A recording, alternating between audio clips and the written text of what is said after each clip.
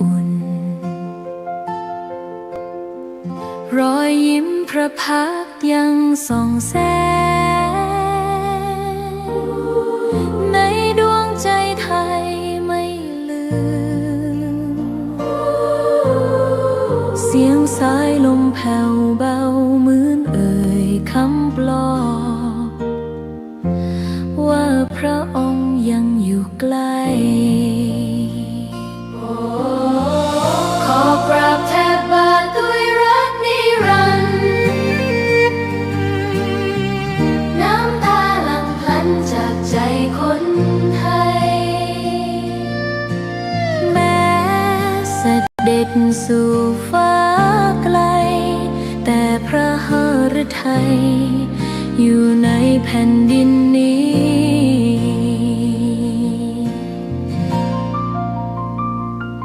สวนดอกไม้ยังบานดังวันเก่าราวกับเจ้าดอกไม้รู้ว่าพระองค์จากไปแต่กลิ่นหอมยังพัดผ่านใจให้ระลึกถึงพระเมตตาแผ่นดินนี้ยังส่องสว่างด้วยพระคุณอันยิ่งใหญ่ขอเดินตามรอยเท้าแห่งพระแม่ไปด้วยศรัทธาไม่เสื่อมคลายขอกราบแทบบาทด้วยรักนิรันดร์น้ำตาหลั่งพลันจากใจคนไทยแม้เสด็จสู่ฟ้าไกลแต่พระหฤทัยอยู่ในแผ่นดินนี้ดวงใจไทยทุกดวงขอพักดีขอถวายรักนี้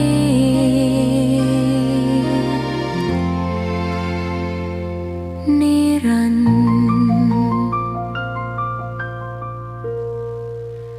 แด่พระพันปีหลวง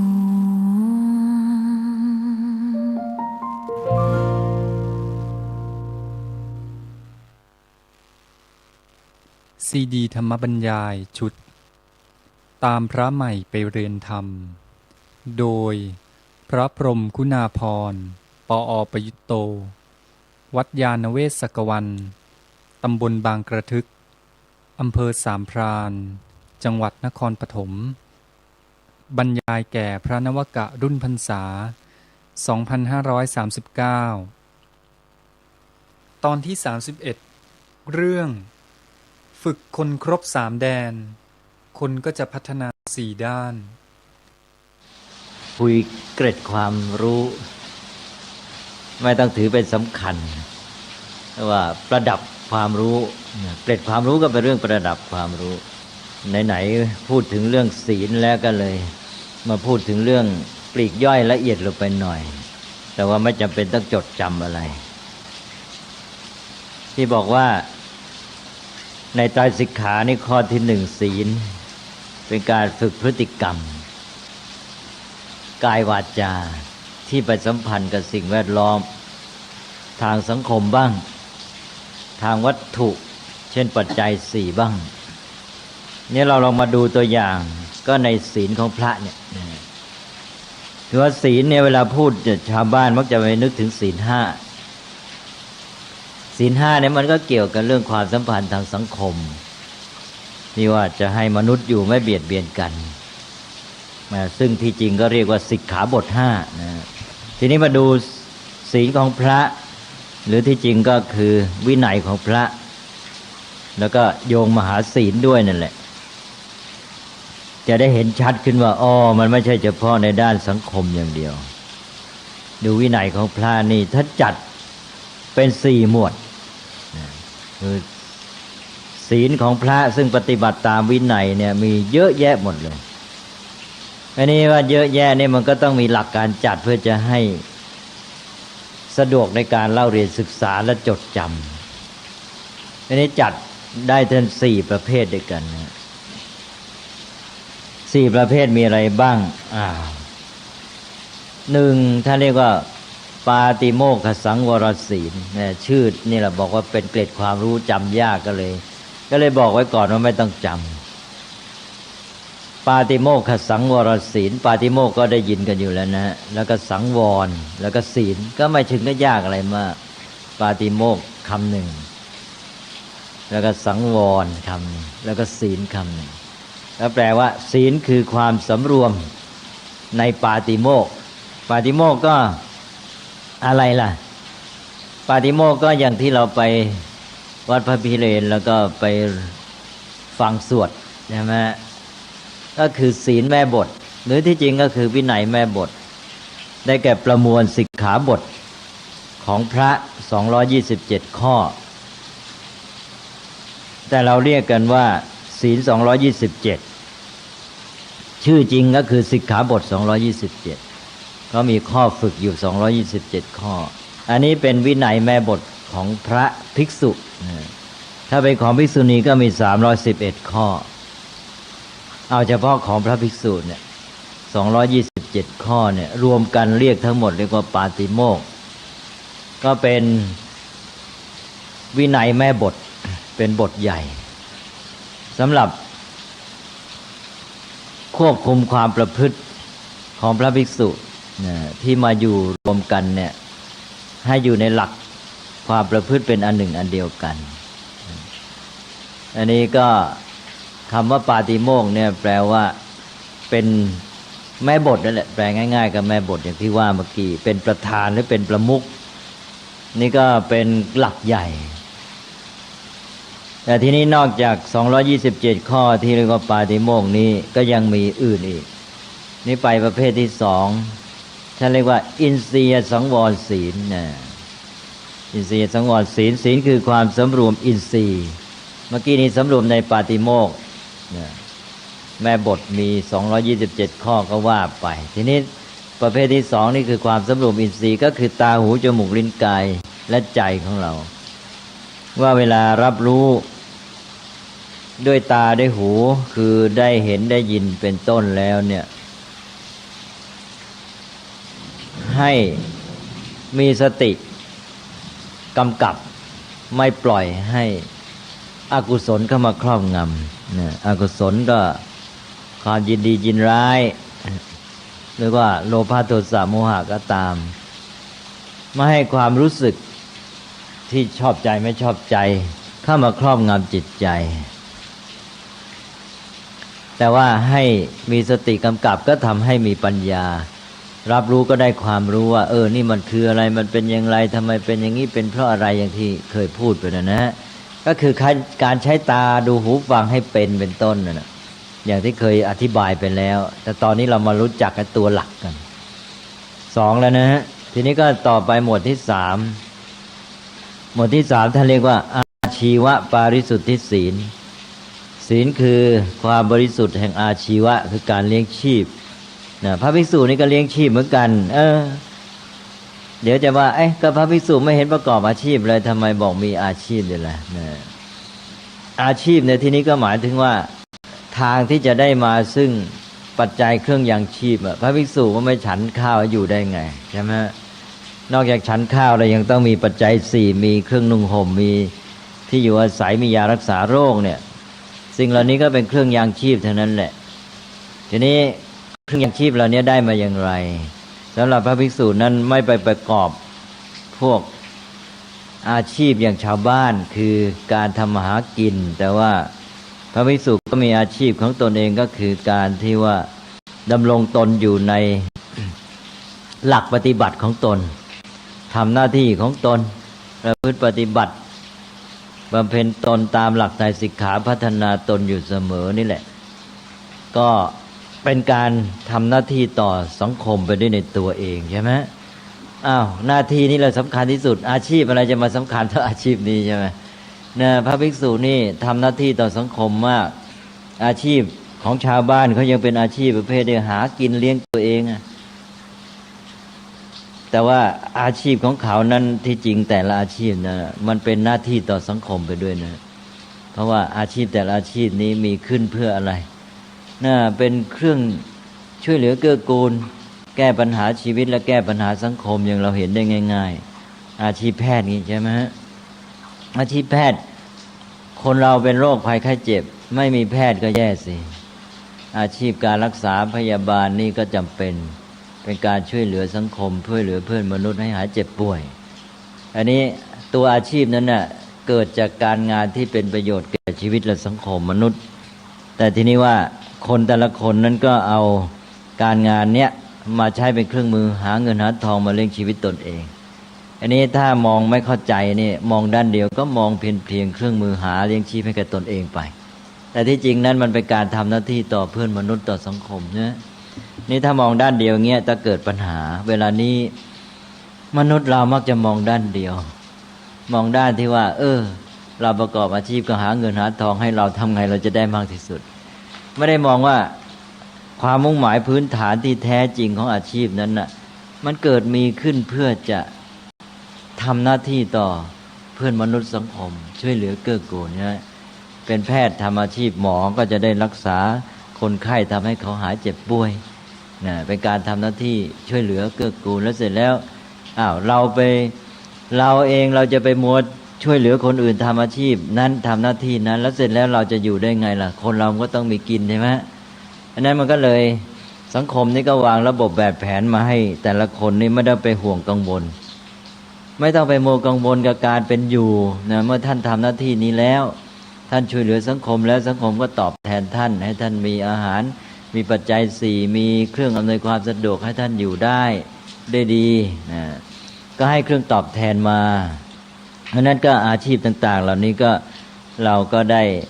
เงินได้ทองมาทีนี้ต่อมามนุษย์เนี่ยอย่างที่ว่าแหละหลงสมมติแทนที่จะไปมองไอ้ตัวผลที่แท้จริงของตัวหน้าที่การงานซึ่งเป็นเหตุว่าการแพทย์เป็นเหตุทำให้คนไข้หายโรคเป็นผลนั้นใช่ไหมอันนั้นคือว่าเหตุผลตรงตามธรรมชาติกลับมามองการแพทย์เป็นเหตุได้เงินเป็นผล อย่างที่ว่านี่แหละมนุษย์ก็เลยไม่รู้เท่าทันความจริงของธรรมะก็เลยมาติดอยู่กับสมมติที่ว่าวางขึ้นเพื่อให้ตัวเองเนี่ยได้เลี้ยงชีวิตอยู่ได้โดยการที่ไปพ่วงอยู่กับหน้าที่การงานที่เป็นการทำประโยชน์แก่มนุษย์หรือสังคมเอาละครับตกลงว่าเนี่ยแม้แต่อาชีพชาวบ้านเองเนี่ยที่แท้จริงมันก็เป็นการทำประโยชน์เนี่ยช่วยเหลือเกื้อกูลแก้ปัญหามนุษย์และสังคมแล้วก็ตัวเองก็ได้อาหารได้ปัจจัยสี่ได้เงินทองมาเลี้ยงชีพทีนี้สำหรับพระภิกษุนั้นหน้าที่สำคัญเลยเพราะรักษาตัวธรรมะไว้ให้แก่สังคมใช่ไหมแล้วก็รักษาด้วยการที่ทรงจำสืบต่อตัวธรรมะนั้นไว้ก็ตามหรือว่ารักษาด้วยการที่ตัวเองประพฤติปฏิบัติเป็นแบบอย่างเลยเมื่อตัวเองประพฤติเป็นแบบอย่างธรรมะมาอยู่ที่ตัวเองแล้วธรรมะนี้ก็จะได้เป็นแบบอย่างให้คนอื่นได้เห็นแล้วเห็นว่าเป็นคุณค่าเป็นประโยชน์ธรรมะนี่มีที่ผู้ใดชีวิตผู้นั้นก็ดีงามเป็นชีวิตที่มีความดีงามช่วยให้โลกมีสันติสุขอะไรเนี่ยเพราะฉะนั้นหน้าที่ของพระนี่ก็สำคัญมากที่จะดำรงไว้ซึ่งสันติสุขในสังคมมนุษย์ก็เรียกง่ายๆว่าเป็นหน้าที่รักษาสืบต่อธรรมะไว้ให้แก่สังคมแล้วก็รักษาไว้แล้วก็ยังเผื่อแผ่ขยายสั่งสอนไปอีกเพราะนั้นอย่างนี้สังคมก็ต้องตอบแทนสิใช่ไหมฮะเพราะนั้นหน้าที่ของพระนี่ทำแล้วก็เป็นทางของอาชีวะทำให้พระนี่ได้อาชีพได้อาหารเป็นต้นปัจจัยสี่เครื่องยังชีพชาวบ้านเขาก็เห็นว่าพระนี่ทำประโยชน์กับสังคมรักษาธรรมไว้ให้สังคมจะอยู่ได้ไงถ้าไม่มีธรรมะเป็นไปไม่ได้เดือดร้อนวุ่นวายหมดอันนั้นก็เห็นคุณเห็นค่าเห็นประโยชน์ของพระสงฆ์เห็นคุณความดีของท่านระลึกถึงคุณของท่านก็ตอบแทนด้วยการมีศรัทธาเลื่อมใสในท่านแล้วก็ถวายปัจจัยสี่พระก็ไม่เรียกร้องก็เป็นอยู่ง่ายๆถ้าเขาไม่ให้ก็ไม่ไปขอว่างั้นโดยก็ขอก็เป็นเพียงว่าถือบาตรไป เนี่ยเขาจะถวายก็เรื่องของเขาจะไปออกปากขอไม่ได้อย่างนี้เป็นต้นถ้าไปออกปากขอเขาก็มีความผิดนั้นพระก็ต้องดำรงอยู่ในอาชีพที่บริสุทธิ์ของตนเองเนี่ยนะถ้าเรียกว่าอาชีวปาริสุทธิศีลก็คือว่าด้วยการที่ตนเองประพฤติปฏิบัติธรรมหน้าที่รักษาธรรมปฏิบัติธรรมเนี่ยแล้วประชาชนเขาเห็นคุณค่าเขาถวายภัตตาหารให้เป็นอยู่เรียกว่าอาชีพบริสุทธิ์นะฮะแต่ถ้าหากว่าพระไปเกิดหากินหาทางหาลาภเนี่ยนอกเหนือจากการทำหน้าที่รักษาธรรมผิดทันทีเลยไปถึงอย่างที่เคยยกตัวอย่างนะฮะบอกว่าพระภิกษุไปออกปากขออาหารกับผู้ไม่ใช่ญาติไม่ใช่ปวารณานะขออาหารมาเพื่อตนโดยไม่ได้เจ็บไข้ได้ป่วยนี่ต้องอาบัติแหละมีความผิดเลยใช่ไหมเรื่องขอในพระพุทธเจ้าระวังมากไงโดยปกติก็ขอได้เฉพาะญาติกับปวารณาคือผู้ที่เขาบอกไว้ว่าให้ขอเขาอันนี้จะไปแสวงหาลาภผิดจากนี้จะไปหลอกลวงเขาอันนี้แน่นอนว่ามีความผิดมากพระบางองค์ก็ไปหลอกลวงเขาหาเงินหาทองบางองค์ก็ไปใช้ลาภต่อลาภ ให้น้อยเพื่อได้มากบางองค์ก็อาจจะไปใช้วิธีเรียบเคียงพูดจาเรียบเคียงทำให้เขาให้หรือไปประจบประแจงอะไรต่างๆผิดหมดแหละเป็นท่านเรียกว่ามิจฉาชีพหรือไปประกอบอาชีพอย่างแม้แต่ว่าไปเป็นหมอยานี่ไปประกอบเพื่ออาชีพก็เป็นความผิดเพราะฉะนั้นพระนี่ต้องระวังมากก็ไปอ่านว่าทำอะไรก็ตามประกอบเป็นอาชีพอย่างชาวบ้านแล้วก็ผิดหมดท่านเรียกว่าเป็นมิจฉาชีพถ้าพูดถึงบอกเรารู้ชื่อยาแต่บอกให้เราไปหาชื่อเองไม่ได้ไอ้นี่เราไม่ได้ประกอบเป็นอาชีพนะนี่เป็นการช่วยเหลือสงเคราะห์กันใช่ไหมแต่ว่าโบราณนี่ท่านระวังมากท่านจะบัญญัติจุกจิกในเรื่องเหล่านี้แม้แต่ว่าพลาดนิดพลาดหน่อยไม่ได้นะคือให้พระระวังตัวเต็มที่เลยแต่หลักการก็คือว่าไม่ไปทำเป็นอาชีพเข้าใจใช่ไหมหาเงินหาทองนะเอานะครับอันนี้ก็เรื่องอาชีวะปริสุทธิศีลศีลเกี่ยวกับเรื่องอาชีวะให้บริสุทธิ์ต่อไปข้อสุดท้ายก็ปัจจัยสันนิสิตศีลศีลที่เกี่ยวกับปัจจัยสี่ศีลที่เกี่ยวกับปัจจัยสี่ก็คือว่าแม้แต่ได้อาหารมาโดยถูกต้องแล้วนะก็มีปัจจัยปัจจัยที่เรารู้กันอยู่แล้วก็สันนิสิตสันนิสิตแปลว่าเกี่ยวข้องหรืออิงอาศัยแล้วก็ศีลศีลที่เกี่ยวข้องกับปัจจัยสี่นี่ก็ขนาดว่าได้ปัจจัยสี่มาถูกต้องแล้วนะอาชีพก็บริสุทธิ์แล้วเวลาจะฉันเอาอีกแล้วเวลาจะฉันนี่ฉันได้ปัญญาฉันเพื่อสนองความมุ่งหมายที่แท้จริงเพื่อประโยชน์ที่แท้จริงของมันไหมถ้าหากว่าฉันโดยมัวเมาลุ่มหลงเห็นแก่อร่อยไม่ได้คำนึงถึงประโยชน์ที่แท้จริงว่าเช่นอาหารนี่เพื่อประโยชน์แก่การดำรงรักษาร่างกายจะได้เป็นปัจจัยเกื้อหนุนให้เราประพฤติพรหมจรรย์ให้เราทำประโยชน์ใช้ชีวิตนี้ใช้ร่างกายนี้ไปบำเพ็ญศาสนกิจเลยเนี่ยถ้าไม่ทำอย่างนั้นก็มัวเมาลุ่มหลงเพลิดเพลินหวังแต่จะอร่อยเนี่ยก็จะทำให้ไม่สันโดษถ้าเป็นอย่างนี้แล้วก็ไม่มีศีลอีกข้ออีกหมวดหนึ่งเลยนะเรียกว่าปัจจัยสันนิสิตศีลเกี่ยวกับปัจจัยสี่เพราะนั้นจึงฝึกกันมาแต่โบราณว่าพระนี่เวลาบวชเข้ามาแล้วฉันจะต้องพิจารณาปัจจัยสี่ฉันได้พิจารณาที่เรียกว่าปฏิสังขายโยปฏิสังขายโยนิโสปิณฑปาตังปฏิเสวามิบทปฏิสังขายโยก็เป็นบทพิจารณาปัจจัยสี่เริ่มตั้งแต่อาหารว่าปฏิสังขายโยนิโสปิณฑปาตังปฏิเสวามิเป็นต้นบอกว่าข้าพเจ้าพิจารณาแล้วโดยแยบคายจึงฉันอาหารบิณฑบาตนี้ว่าไม่ใช่ฉันเพื่อสนุกสนานเพลิดเพลินลุ่มหลงมัวเมาโก้เก๋ประดับประดาอะไรต่างๆแต่ว่าฉันเพื่อให้ร่างกายดำรงอยู่ได้ชีวิตเป็นไปเพื่อจะได้เกื้อหนุนกับการประพฤติความดีงามหรือว่ามีชีวิตที่ประเสริฐเพื่อเจริญในไตรสิกขาเพื่อจะได้อยู่ผาสุกไม่มีโรคภัยเบียดเบียนอะไรต่างๆเนี่ยฉันต้องสนองคุณค่าที่แท้จริงฉันด้วยปัญญาพิจารณาไม่ใช่ลุ่มหลงเพลิดเพลินมัวเมา ก็แปลว่าถ้าฉันได้พิจารณาอย่างนี้ก็ถูกต้องมีศีลข้อนี้ถ้าฉันโดยไม่พิจารณาก็เป็นอันว่าขาดศีลข้อนี้ไปนี่โบราณก็ถือมากบอกว่าถ้าหากว่าฉันโดยไม่พิจารณาปัจจัยสี่ฉันได้ลุ่มหลงมัวเมานี่เรียกว่าเป็นการฉันอาหารหรือใช้ปัจจัยสี่อย่างเป็นหนี้ว่างั้นนะเป็นหนี้ชาวบ้านเพราะชาวบ้านเขาถวายมาได้ศรัทธานี่นะพระเป็นผู้รักษาธรรมะปฏิบัติธรรมะแล้วพระมาบกพร่องใช้ปัจจัยสี่เขานี่ไม่เป็นไปตามความมุ่งหมายเนี่ยไม่ใช้เพื่อให้เป็นไปตามประโยชน์ตามคุณค่าที่แท้จริงกับใช้พระลุ่มหลงมัวเมาแสดงว่าพระนี่ใช้ปัจจัยสี่ผิดวัตถุประสงค์นะก็ใช้อย่างเป็นหนี้ชาวบ้านถ้าเป็นหนี้โบราณก็เลยบอกว่าพระที่ฉันอาหารไม่พิจารณานี่ตายไปแล้วไปเกิดเป็นควายให้ชาวบ้านใช้ว่างั้นนะนี่โบราณว่าแรงนะว่ากันมานานนะชาวบ้านรุ่นเก่าแล้วรู้เลยพระเนี่ยถ้าฉันอาหารฉันปัจจัยสี่ไม่พิจารณาตายไปแล้วไปเกิดเป็นควายให้ชาวบ้านเขาต้องเอาไปไถนาว่างั้นนะฉะนั้นก็เลยถือเป็นคติมาการถือคติแบบนี้ก็เพื่อจะได้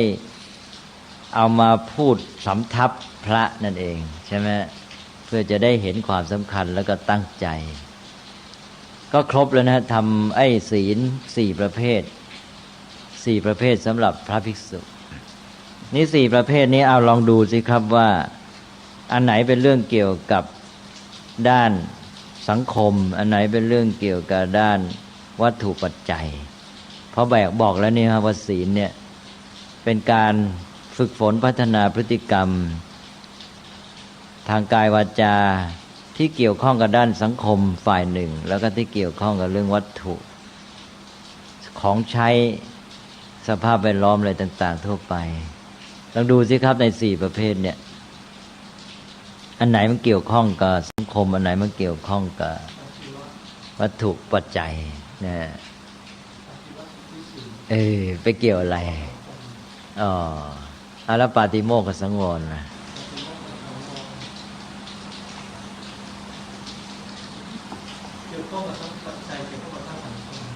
เกี่ยวข้องทั้งวัตถุและสังคมปาติโมกข์กับสังวรนี่เป็นศีลแม่บทนะครับมันก็เลยคลุม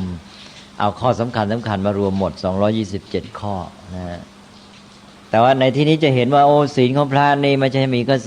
227ข้อนะเยอะเหลือเกินใช่ไหมเดี๋ยวใครจะบอกว่าโอ้พระมีศีลแต่ที่จริงต้องเรียกสิกขาบทพระนี่มีสิกขาบท227ข้อไม่จริงหรอกนะความจริงเยอะกว่านั้นเป็นพันข้อเลยนะเนี่ยเพราะฉะนั้นที่ชาวบ้านพูดหรือแม้พระพูดเองก็ยังไม่ถูกมักจะถามกันพระมีศีลกี่ข้อนะแล้วก็ตอบมี227ใช่ไหมนี่มันเป็นการเอาเฉพาะในปาติโมกข์ศีลแม่บทความจริงนั้น4หมวดนี่เยอะเลยในพระไตรปิฎกนี่ครับนอกจากปาติโมกข์เรามีอีกเป็นพันเลยท่านเรียกว่าสิกขาบทนอกปาติโมกข์มากมายจากนี้เราก็ปาติโมกข์กับสังวรศีลนี่มีทั้งที่เกี่ยวกับสังคมแล้วก็มีทั้งที่เกี่ยวกับเรื่องวัตถุหรือทางกายภาพเช่นปัจจัยสี่ต่อไปอินทรียสังวรนี่แหละครับเป็นประเภทไหนเกี่ยวข้องกับวัตถุหรือสังคมก็ไม่ค่อยเกี่ยวกับการอยู่ร่วมกันเป็นเรื่องเกี่ยวตัวเองแต่ว่าแล้วมันเรื่องของการระมัดระวังนั้นเป็นเรื่องอาการแสดงออกแต่ว่าตัวตาดูหูฟังมันไปดูวัตถุดาวดูเห็นแล้วยังไงจะมีสติไม่เกิดกิเลสครอบงำตัวเองใช่ไหมดูคนมันก็ไม่ใช่มองในแง่ความสัมพันธ์กับคนนะไม่ใช่ไปทำอะไรเขาเลยใช่ไหมเพราะฉะนั้นมันจะเข้าในอันไหนสภาพแวดล้อมไม่จะเรียกปัจจัยมันแคบไปใช่ไหมปัจจัยหมายความว่าถ้าใช้ศัพท์ทางวิชาการเขาเรียกสิ่งแวดล้อมทางกายภาพทางกายภาพก็หมายความว่าทางด้านที่เกี่ยวกับด้านร่างกายที่ไปสัมพันธ์ทั่วไปไม่ได้เป็นเรื่องของความสัมพันธ์ในทางสังคมก็แล้วกันใช่ไหมกว้างมากแม้แต่ต้นไม้ภูเขาอะไรต่างๆเราไปเกี่ยวข้องที่อยู่อาศัยอะไรพวกนี้ก็อยู่ในนี้เพราะฉะนั้นอินทรีย์สังวรเนี่ยมันจะไปทางด้าน สิ่งแวดล้อมทางกายภาพใช่ไหมแล้วทีนี้ปัจจัยสันนิสิตล่ะจะกายภาพชัดเจนเลยอันนี้ใช่ไหมส่วนอาชีวปาริสุทธิศีลนั่นเกี่ยวข้องกับสังคมใช่ไหมเพราะเป็นเรื่องการเกี่ยวข้องในเรื่องของการเลี้ยงชีพก็คือว่าทำหน้าที่ต่อผู้อื่นอย่างไรนะทำงานให้เขาอย่างไรแล้วก็เขาให้ผลตอบแทนยังไงหาเงินได้จากเขาให้เงินแก่เราเขาให้ปัจจัยสี่แก่เราใช่ไหมอาชีวะก็เป็นเรื่องเกี่ยวด้านสังคมเนี่ยก็เห็นได้เลยว่าศีลของพระมีสี่ประเภทเนี่ยมันก็จะออกไปทางด้านกายภาพกับด้านสังคมนี่เป็นตัวอย่างก็เลยบอกว่าวันนี้เป็นเกร็ดความรู้อันนี้เกร็ดความรู้นี่ก็เป็นอันว่าถือว่าจบไปเรื่องหนึ่งละทีนี้แต่มันไม่จบโดยสิ้นเชิงมันไปโยงไปหาอีกเรื่องหนึ่งที่น่าจะพูดไว้ด้วยก็คือว่าเพราะเหตุที่ว่าศีลเนี่ยมันเกิดแยกได้เป็นความสัมพันธ์สองด้านด้านกายภาพกับด้านสังคมเนี่ยเวลาแยกการฝึกคนออกให้ละเอียดท่านก็เลยแยกออกเป็นสี่เลยเพื่อจะให้มันชัดออกไปเลยนะแยกสี่ก็ได้ไตรสิกขานี่แยกสามใช่ไหมเอาเรื่องพฤติกรรมมารวมเป็นหมวดเดียวนะไม่ว่าพฤติกรรมสัมพันธ์กับทางสิ่งแวดล้อมทางกายภาพหรือสิ่งแวดล้อมทางสังคมก็อยู่ในศีลหมดนะเป็นนี้เรื่องจิตใจกับสมาธิเรื่องความรู้เข้าใจปัญญาแต่ทีนี้ว่าบางครั้งท่านต้องการแยกละเอียดซอยศีลนี่ออกไปอีกเพื่อจะแยกการฝึกการพัฒนาพฤติกรรมที่ไปสัมพันธ์กับสิ่งแวดล้อมทางกายภาพนี่ก็ไปไว้สักส่วนหนึ่งเลยแล้วก็พัฒนาความสัมพันธ์กับสิ่งแวดล้อมในทางสังคมก็ไว้ส่วนหนึ่งเลยแยกข้อศีลนี้ออกไปเป็นสองข้อนะทีนี้พอแยกเป็นสองข้อแล้วก็นี่ก็เป็นความรู้พิเศษนะเป็นเกร็ดความรู้แยกยังไงล่ะแยกออกก็แยกข้อหนึ่งนะซึ่งเป็นเรื่องจะเรียกว่าพื้นฐานกว่าก็คือสิ่งแวดล้อมทางกายภาพพวกวัตถุปัจจัยเนี่ยเอาซะก่อนจัดเป็นหมวดหนึ่งเลยเรียกว่ากายเรียกว่ากายะแล้วคำว่าสิกขานี่ท่านไม่ให้สับสนท่านก็เลยสงวนไว้สำหรับใจสิกขาไม่เอาไปใช้ในกรณีนี้ทีนี้จะเอาอะไรมาแทนล่ะเอาอะไรทำมาแทนสิกขาล่ะไม่อยากเอาสิกขาไปใช้กรณีนี้เพราะเดี๋ยวจะกลายเป็นสิกขาสี่ยุ่งกันใหญ่นะให้เป็นใจสิกขาเท่าเดิม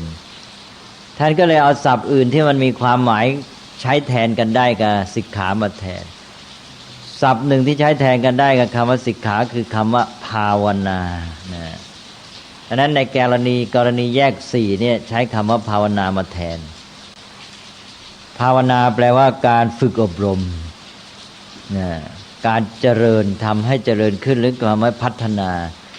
ตรงกับคำว่าพัฒนาแต่นี้ภาวนาภาษาไทยเอามาใช้นี่ก็ยุ่งอีกแล้วเป็นความหมายที่คลาดเคลื่อนไปแคบไปนะไม่ถึงกับผิดแต่ว่าแคบไปพอเราใช้คำว่าภาวนานี่ชาวบ้านคนไทยมักจะมองไปที่ว่ามุบมิบว่าพึมพำใช่ไหมกลายเป็นนั่นในภาวนาเนี่ยว่าบทนั้นบทนี้ว่าคาถาก็เรียกเป็นภาวนาใช้เป็นคำไทยรู้กันแล้วแต่ว่ามันความหมายแคบไปภาวนามันไม่ใช่มาท่องบนอย่างนี้ภาวนานั้นแปลว่าทำให้เจริญขึ้นหรือแปลง่ายๆว่าเจริญเลยตรงกับคำว่าพัฒนาแต่ว่าภาวนานี่เป็นศัพท์วิชาการทางธรรมะเป็นเทคนิคเทอมส่วนพัฒนานั้นทางพระนี่เป็นศัพท์สามัญใช่ไหมมันยุ่งอย่างเงี้ยในภาษาไทยไอ้ศัพท์สามัญของพระเราเอากลับมาใช้เป็นศัพท์วิชาการพัฒนานี่ในภาษาไทยมาใช้เป็นศัพท์วิชาการมีความหมายต้องให้คำจำกัดความใช่ไหมทีนี้ในภาษาพระนั้นพัฒนาเป็นศัพท์สามัญศัพท์วิชาการคือภาวนาภาวนาก็คือพัฒนาแต่พัฒนาในความหมายพิเศษคือทำให้เจริญงอกงามอย่างดีเรื่องของชีวิตจิตใจเรื่องของมนุษย์พูดง่ายๆว่าพัฒนาคนท่านเรียกว่าภาวนา พัฒนาคนนี่จะแยกเป็นด้านไหนก็ตามอยู่ในภาวนาหมดถ้าไปพัฒนาเฉยๆนี่มันอาจจะใช้กับอะไรก็ได้ยกตัวอย่างบ่อยๆเช่นกองขยะพัฒนาหมายความว่าคนไปทิ้งมากกองมันโตขึ้นเลยว่ากองขยะพัฒนาใช่ไหมนี่อันนั้นพัฒนานี่เอาแน่ไม่ได้ร่างกายของเราโตขึ้นก็เรียกว่าพัฒนาใช้ได้ทั้งดีทั้งร้ายดังนั้นศัพท์ว่าพัฒนาในภาษาพระนี่เป็นศัพท์สามัญไม่ใช่เป็นเรื่องดีเรื่องร้ายแต่ว่าถ้าเป็นภาวนาแล้วหมายถึงการพัฒนาในเรื่องของมนุษย์พัฒนาตัวคนทีนี้ก็ในกรณีนี้ท่านจะใช้คำว่าภาวนามาแทนสิกขาศีลสิกขาเรื่องศีลนี้ก็เลยแยกเป็น2 ส่วนที่1ก็เอาคำว่ากายไปใส่แล้วก็เติมคำว่าภาวนาก็เป็นกายภาวนานะฮะเอาละครับกายภาวนาแปลว่าพัฒนากายหรือพัฒนาด้านกายพัฒนาด้านกายดีกว่าพัฒนากายมันมองไปว่าทำให้ร่างกายโตใช่ไหมพัฒนาด้านกายต่อไป2ก็คงคำว่าศีลไว้หมายความว่าศีลนี่แหละแยกเอาส่วนหนึ่งไปเป็นกายภาวนาแล้วส่วนที่เหลือก็เรียกศีลภาวนานะศีลภาวนาตกลงคำว่าศีลยังอยู่ไปเป็นศีลภาวนาถ้าไปเจอคำว่าศีลภาวนากับศีลที่เป็นสิกขานี่จะต้องรู้เลยว่าความหมายไม่เท่ากันนะเพราะว่าถ้าเป็นในสิกขานี่มันจะคลุมไปถึงกายภาวนาด้วยแต่ถ้าหากว่าเป็นศีลภาวนานี่มันแค่ส่วนสังคมเนี่ยมันยุ่งอย่างเงี้ย เอาแล้วนะครับเป็นอันว่าได้ความนะเป็นอันว่าในสิกขา3ข้อที่1คือศีลไปแยกละเอียดออกเป็น2 ส่วนที่1เป็นความสัมพันธ์กับสิ่งแวดล้อมทางกายภาพพฤติกรรมในด้านนี้พัฒนาขึ้นไปเรียกว่ากายภาวนาแล้วส่วนที่2ก็เรื่องพฤติกรรมในความสัมพันธ์สิ่งแวดล้อมทางสังคมยังคงใช้คำว่าศีลอยู่ตามเดิมแล้วเติมภาวนาเข้าไปเป็นศีลภาวนานะฮะส่วนข้อที่3คงไว้ตามเดิมไม่แยกละเอียดอีกเพราะนั้นอันที่3ก็เรียกจิตภาวนานะฮะจิตภาวนาพัฒนาจิตใจตรงศัพท์เลยแล้วข้อที่4ก็เรียกปัญญาภาวนาพัฒนาปัญญานะครบแล้วนะฮะตอนนี้ก็ทวนอีกทีหนึ่งเป็นอันว่าไตรสิกขาที่มี3อย่างนั้นถ้าแยกให้ละเอียดออกไปนะโดยซอยข้อศีลออกเป็น2ก็จะเป็นภาวนา4แปลว่าการพัฒนา4ด้านของตัวคนก็คือ1กายภาวนาพัฒนาความสัมพันธ์พัฒนาพฤติกรรมที่สัมพันธ์กับสิ่งแวดล้อมด้านกายภาพนะปัจจัย4เป็นต้นนะและอินทรียสังวรการดูการเห็นการใช้ตาหูเป็นต้นเนี่ยอย่างที่ว่าไปแล้วแล้วก็2ก็ศีลภาวนาพัฒนาพฤติกรรมที่สัมพันธ์กับสิ่งแวดล้อมทางสังคมได้แก่เพื่อนมนุษย์ว่าจะอยู่กันยังไงไม่ฆ่าฟันกันไม่ลักทรัพย์กันไม่ละเมิดคู่ครองกันนะไม่พูดปดพูดเท็จกันอะไรอย่างนี้เป็นต้นนะเราไม่ขู่คุกคามความปลอดภัยของเขาด้วยการดื่มสุราเมลัยนะนี่ก็ศีลภาวนาต่อไปก็จิตภาวนาพัฒนาจิตใจทำให้จิตใจเจริญงอกงามด้วยคุณธรรมมีจิตใจเข้มแข็งมีสมาธิมีความสุขอะไรนี่นะจิตภาวนาแล้วก็4ปัญญาภาวนาพัฒนาปัญญาทำปัญญาความรู้ความเข้าใจสิ่งทั้งหลายให้เจริญงอกงามรู้เข้าใจสิ่งทั้งหลายที่รู้เห็นตามเป็นจริงนะรู้เหตุรู้ผลของมันรู้จักวิเคราะห์แยกแยะรู้จักเชื่อมโยงรู้จักใช้ปัญญาแก้ปัญหารู้จักสร้างสรรค์อะไรต่างๆรู้โลกชีวิตเข้าถึงความจริงของสังขารนะจนกระทั่งทำจิตใจให้เป็นอิสระได้ครบแล้วนะครับแปลว่าภาวนา4ก็จบเลยได้ธรรมะอีกหมวดหนึ่งเรียกว่าภาวนา4นะนี่ภาวนา4นี่ก็เท่ากับพัฒนาทั้งคนแล้วทีนี้นะเพราะว่า4ด้านเนี่ยเท่ากับเต็มคนเลยพัฒนาทั้งคน พอเราถามว่าพัฒนาคนนี่เป็นยังไงก็แยกเป็นสี่ด้าน ทีนี้พอพัฒนาเสร็จคนนั้นก็จะเป็นคนที่พัฒนาแล้วนะเป็นนี้อันเนี้ยใช้สำหรับวัดผลอ้าวแล้วทำไมไม่แยกเป็นสี่ซะให้หมดเรื่องจะได้เป็นชุดเดียวไม่ต้องมาจำยากเป็นสองชุดนะชุดไตรสิกขามีสามชุดภาวนามีสี่แม่ยุ่งจังนะก็จัดเป็นชุดเดียวซะไม่ได้เลยแยกละเอียดเป็นภาวนาสี่ซะอ้าวมีเหตุผลนะมีเหตุผลยังไงทำไมจึงจัดเป็นสิกขาสามทำไมจัดเป็นภาวนาสี่อันนี้ก็เป็นความรู้รอบตัวอย่างหนึ่งแต่เป็นความรู้รอบตัวที่เป็นประโยชน์มากนะสำคัญถึงหลักเลยลองคิดดูสิครับจะตอบได้ไหมเพราะว่าก็ทำไมไม่จัดสักชุดเดียวจะได้ไม่ต้องจำลำบากแยกเป็นภาวนาสี่ซะก็หมดเรื่องพัฒนาคนให้เต็มคนมันก็มีสี่ด้านใช่ไหมถ้าไม่มาจัดเป็นสามอีกให้มีสองชุดให้ลำบากเปล่าๆนี่แหละครับอ้าวผมจะลองเฉลยดูนะฮะก็บอกแล้วนี่ครับ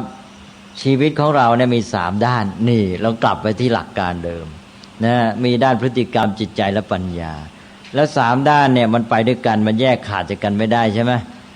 ในเวลาทำพฤติกรรมหนึ่งเนี่ยมันก็ต้องมีความตั้งใจออกมาจากจิตใจมีสภาพจิตมีปัญญารู้แค่ไหนแต่พฤติกรรมเนี่ยมันทำทีละพฤติกรรมนะใช่ไหมไม่ใช่ทำทีละสองพฤติกรรมใช่ไหมถ้าพฤติกรรมอันใดหนึ่งจะเป็นพฤติกรรมที่ไปเกี่ยวข้องกับวัตถุปัจจัยสิ่งแวดล้อมทางกายภาพหรือเป็นความสัมพันธ์กับสิ่งแวดล้อมด้านสังคมก็ทีละอันเดียวใช่ไหมอันใดอันหนึ่งแต่ในพฤติกรรมอันใดอันหนึ่งนั้นมันมีจิตใจมีปัญญาด้วยเพราะฉะนั้นในการพัฒนาคนที่แท้เป็นการฝึกในไตรสิกขานี่มันต้องเอาตามเป็นจริงกระบวนการที่เป็นการฝึกฝนพัฒนาคนที่แท้นี่เป็นการประสานกันสามด้านพฤติกรรมจิตใจและปัญญามันมีทีละสามเท่านั้นแหละมันไม่เป็นสี่ใช่ไหมเป็นแต่เพียงว่าด้านพฤติกรรมนั้นในขณะหนึ่งในครั้งหนึ่งมันอันใดอันหนึ่งใช่ไหมมันจะเป็นด้านวัตถุกายภาพหรือด้านสังคมก็อันใดอันหนึ่งถูกไหมเพราะฉะนั้นพฤติกรรมเนี่ยมันอันใดอันหนึ่งเท่านั้นเพราะฉะนั้นท่านจึงต้องมารวมในไตรสิกขาเนี่ยมันเป็นตัวกระบวนการฝึกจริงๆนี่มันเป็นกระบวนการในเชิงปฏิบัติการในการพัฒนาคนเพราะฉะนั้นต้องว่าไปตามความเป็นจริงของธรรมชาติเพราะฉะนั้นมันก็มีสามเท่านั้นหนึ่งพฤติกรรมอันใดอันหนึ่งจะเป็นพฤติกรรมเกี่ยวกับสังคมหรือพฤติกรรมเกี่ยวกับสิ่งแวดล้อมทางกายภาพเช่นปัจจัยสี่ก็อันใดอันหนึ่งแต่ในขณะนั้นมันจะมีจิตมีปัญญาด้วยถูกไหมเพราะฉะนั้นในแต่ละครั้งในการฝึกชีวิตจริงมีสามเท่านั้นถูกไหมเพราะนั้นจึงต้องรวมพฤติกรรมทั้งสองข้อมาไว้ในศีลข้อเดียวกันนะฮะเอาแล้วนะเข้าใจแล้วนะฮะอ้าวแล้วทำไมไปแยกสี่ทำไมล่ะเอาสามก็พอแล้วใช่ไหมก็พฤติกรรมก็รวมอยู่ในข้อพฤติกรรมทำไมไปแยกเป็นกายภาวนาศีลภาวนาอีกอ้าวก็มีหลักอีกแหละนะมีหลักยังไงล่ะนะก็ตอนไปวัดผลไงตอนวัดผลนี่แยกให้ละเอียดยิ่งดีใช่ไหมข้อภาวนาสี่ท่านใช้สำหรับวัดผลสิกขาสามนี่ใช้ในกระบวนการฝึกนะเป็นตัวภาคปฏิบัติการใช้งานทำฝึกคนเนี่ยต้องเอาสิกขาสามเพราะมันเป็นกระบวนการพัฒนาเป็นระบบมันเป็นความสัมพันธ์กันเป็นอันหนึ่งอันเดียวกันนะแต่นี้พอวัดผลนี่มันแยกเลยนี่เพื่อสะดวกใช่ไหมจะได้ดูให้ชัดนะแยกเวลาวัดผลนี่ยิ่งแยกละเอียดยิ่งดีใช่ไหมนะแยกเป็นด้านดูซิพฤติกรรมในความสัมพันธ์กับสิ่งแวดล้อมทางกายภาพเป็นยังไงดูซิเขากินปัจจัยสี่บริโภคอาหารเขาใช้ปัญญาไหมหรือกินเพื่อเพียงเสพรสอร่อยใช้จีวรเป็นยังไงใช้ตาหูจมูกลิ้นเป็นไงใช่ไหมนี่วัดผลต้องว่าไปเป็นส่วนๆแยกละเอียดยิ่งดีเลยเพราะฉะนั้นเวลาว่าเป็นภาวนาสี่นี่ใช้ในการวัดผลก็มาแยกเป็นหนึ่งพฤติกรรมในความสัมพันธ์สิ่งแวดล้อมทางกายภาพเป็นไงนี่เป็นกายภาวนาสองดูที่การพัฒนาพฤติกรรมในด้านความสัมพันธ์ทางสังคมเป็นยังไงดูศีลภาวนาเนี่ยสามจิตภาวนาดูที่การพัฒนาจิตใจเป็นยังไงสมาธิเป็นยังไงความสุขเบิกบานผ่องใสเป็นยังไงจิตใจเศร้าหมองขุ่นมัวแค่ไหนต่อไปสี่ปัญญาภาวนาดูสิพัฒนาปัญญาเป็นยังไงรู้เข้าใจอะไร นะมองสิ่งทั้งหลายเห็นตามเป็นจริง หรือว่าเห็นไปตามลำเอียงอคติความชอบความชังวินิจฉัยสิ่งต่างๆตามปัญญาแท้หรือเปล่าใช่ไหมหรือถูกโลภะโทสะโมหะหรือตัณหามานะทิฏฐิครอบงำนี่แหละครับตกลงว่าภาวนาสี่นี้แยกละเอียดไว้ท่านมีเหตุผลเพื่อใช้ในการวัดผลเพราะฉะนั้นชุดภาวนาสี่มันจึงไปสัมพันธ์กับการวัดผลจริงๆถ้าคนไหนได้พัฒนากายท่านก็มีศัพท์ให้กลับจากกายภาวนาเป็นภาวิตกายเนี่ยอันนี้เป็นหลักภาษาบาลีอาจจะจำยากนิดหน่อยยากสำหรับผู้ไม่รู้ภาษาบาลีก็อะไรกันจากกายภาวนาการพัฒนากายไปเป็นคนเป็นภาวิตกายแปลว่าผู้มีกายอันพัฒนาแล้วนั้นหลักภาวนาสี่นี้ท่านจะไปใช้เรียกคนนะดูที่ว่าเขาพัฒนาแล้วยังก็เป็นด้านๆไปพัฒนากายแล้วเรียกว่าภาวิตกายพัฒนาศีลแล้วเรียกว่าภาวิตศีลพัฒนาจิตแล้วเรียกว่าภาวิตจิตแล้วก็พัฒนาปัญญาแล้วเรียกว่าภาวิตปัญญานะอย่างพระพุทธเจ้าพระอรหันต์ทั้งหลายนี่ท่านจะเรียกว่าเป็นผู้ที่พัฒนาตนแล้วเรียกตัวรวมๆเป็นภาวิตัตโตแปลว่าผู้พัฒนาตนแล้วหรือมีตนนั้นพัฒนาแล้วแล้วท่านก็ไขความว่ากล่าวคือเป็นภาวิตกายโยมีกายพัฒนาแล้วภาวิตสีโลมีศีลอันพัฒนาแล้วภาวิตจิตโตมีจิตใจพัฒนาแล้วภาวิตปัญโยมีปัญญาพัฒนาแล้วพอพัฒนาครบสี่ด้านนี่ก็ไปอ่านว่าเป็นพระอรหันต์จบนะวัดผลได้สี่อันเนี่ยนะถ้าครบสี่อันเป็นพระอรหันต์แล้วดังนั้นบางทีเราไปวัดได้ตัดสังโยชน์เท่านั้นข้อนี้แต่ว่านี่แหละครับท่านมีศัพท์ที่แสดงลักษณะผู้ที่เป็นพระอรหันต์เป็นพระพุทธเจ้าว่ามีภาวนาสี่อย่างที่ว่านี้นะพัฒนาตนแล้วใช้ศัพท์รวมว่าภาวิตัตโตผู้มีตนนั้นพัฒนาแล้วกล่าวคือภาวิตกายโยพัฒนากายแล้วภาวิตสีโลพัฒนาศีลแล้วภาวิตจิตโตพัฒนาจิตแล้วภาวิตปัญโยพัฒนาปัญญาแล้วจบนะสิกขาสามใช้พัฒนาฝึกในกระบวนการปฏิบัติแต่ว่าพอปฏิบัติมาดูว่าพัฒนาสี่ด้านนะวัดผลก็เป็นอันว่าได้ความนี่คือเหตุผลที่ว่าทำไมจึงจัดเป็นสามในสิกขาแต่มาจัดเป็นสี่ในภาวนานะฮะเข้าใจชัดเจนพอหรือเปล่าที่ในกรณีภาวิตกายภาวิตศีลมันแยกขาดจากกันเป็นข้อๆได้ไหมครับเพราะอย่างภาวิตปัญญาก็น่าจะมีทั้งศีลทั้งกายทั้งอันนี้ก็สำหรับตรวจสอบนะฮะหมายความว่าดูเป็นด้านๆไม่วัดผลนี่ครับการวัดผลนี่ไม่ต้องไปมันไม่คือหมายความว่าเวลาเราวัดผลเราจะได้ดูแต่ละอย่างนะฮะมันเป็นการวิเคราะห์ออกไปเพื่อจะดูเพื่อตรวจสอบเราจะได้ตั้งเกณฑ์ได้ไงนะเราก็ไปตั้งเกณฑ์เอาที่ด้านกายนี่มีความสัมพันธ์กับปัจจัยสี่เนี่ยดูซิกินอาหารเป็นยังไงดูซิอะไรต่างๆแล้วมันไปโยงเองแหละไอ้โยงนั้นเป็นเรื่องอีกเรื่องหนึ่งแต่ว่าเรารู้อยู่แล้วในหลักการพัฒนาต้องสัมพันธ์แน่ใช่ไหมแต่นี้ในตอนนี้เราต้องการจะตรวจสอบวัดผลเราต้องแยกออกไปเพื่อจะให้มีจุดที่จะดูมีเกณฑ์ที่จะวัดใช่ไหมดังนั้นในกระบวนการปฏิบัติที่มันจะเกิดผลเป็นอย่างนี้แต่ละด้านแน่นอนทั้งสามด้านแหละมันสัมพันธ์กันอยู่แล้วใช่ไหมเนี่ยทั้งพฤติกรรมจิตใจและปัญญาแต่มันออกผลมาอย่างเงี้ยออกผลหมายเห็นว่าด้านนี้สมบูรณ์อย่างด้านนี้สมบูรณ์อย่างด้านนี้สมบูรณ์อย่างแล้วก็ด้านโน้นสมบูรณ์อย่างนะถ้าอย่างกรณีภาวนานี่จะเรียกว่าสมถภาวนาได้ไหมก็ยักเยื้องไปได้อันนั้นแต่ว่ามันเป็นศัพท์ที่ค่อนข้างใช้ในเวลาอื่นในกรณีอย่างอื่นถ้ามาในชุดนี้ก็เรียกให้มันตรงไปเลยกายภาวนาศีลภาวนาจิตภาวนาปัญญาภาวนานะแต่อย่างที่ว่าปกติท่านใช้ในทางวัดผลเพราะฉะนั้นท่านจะไปวัดดูคุณสมบัติของคนมันจะมาในรูปของภาวิตกายโยภาวิตสีโลภาวิตจิตโตภาวิตปัญโยพอไปดูที่คนถ้าไม่มีอะไรสงสัยวันนี้ก็เอาเท่านี้ไปคุยกับคุณวรเดชบอกเป็นเรื่องคุย บอกว่ามีญาติโยมคนหนึ่งมีฐานะดีก็เคยไปทำบุญทำน้ำทานในวัดแห่งหนึ่งเสร็จแล้วก็พระในวัดก็ถ้าบางทีเนี่ยต้องการรถตู้รถอะไรเข้ามาพูดในลักษณะ พระเหรอ ก็จะโทรมาที่บ้านญาติโยมแล้วพูดในลักษณะมันมีเคราะห์มีอะไรอ๋อไปบอกเขามีเคราะห์แล้วเอาไงต่อล่ะก็เสร็จแล้วเขาก็ซื้อถวายว่าให้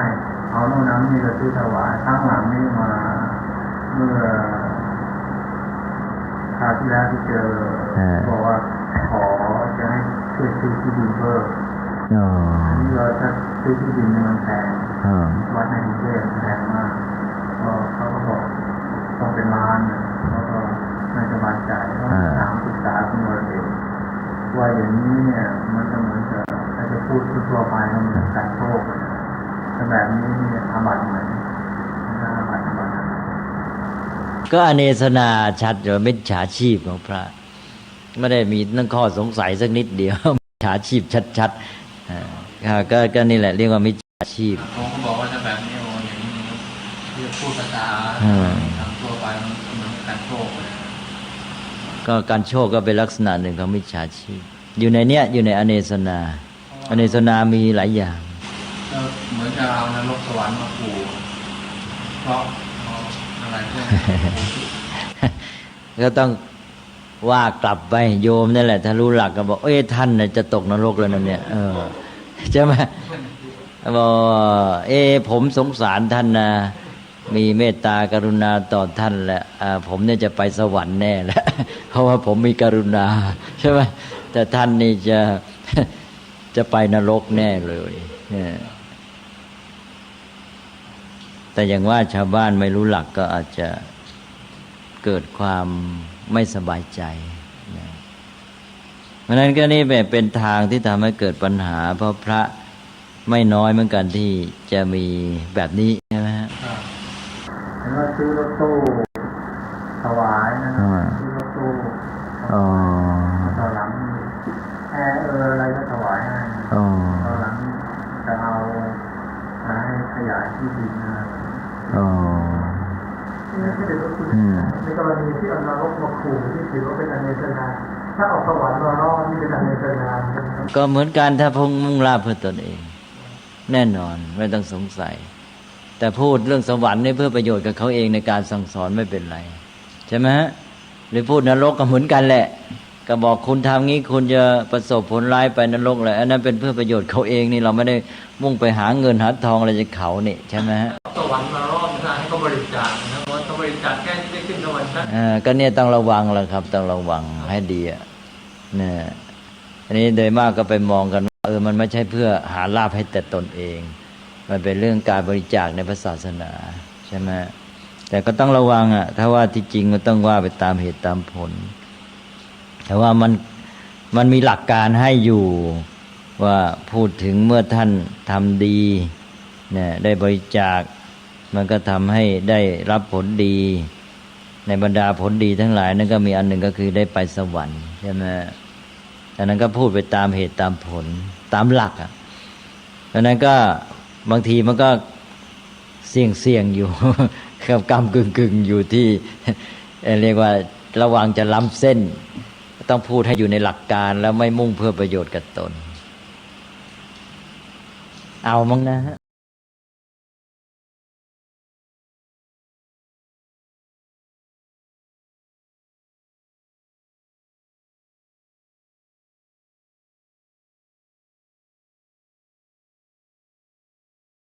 นักเผยแผ่ควรฝึกใช้สื่อให้เป็นประโยชน์ภายในประเทศควรจะมีรายการวิทยุเผยแผ่พระพุทธศาสนาประจำจังหวัดอย่างน้อย1 ชั่วโมงต่อ1 วันเพื่อประชาสัมพันธ์หรือเทศนาอบรมสั่งสอนประชาชน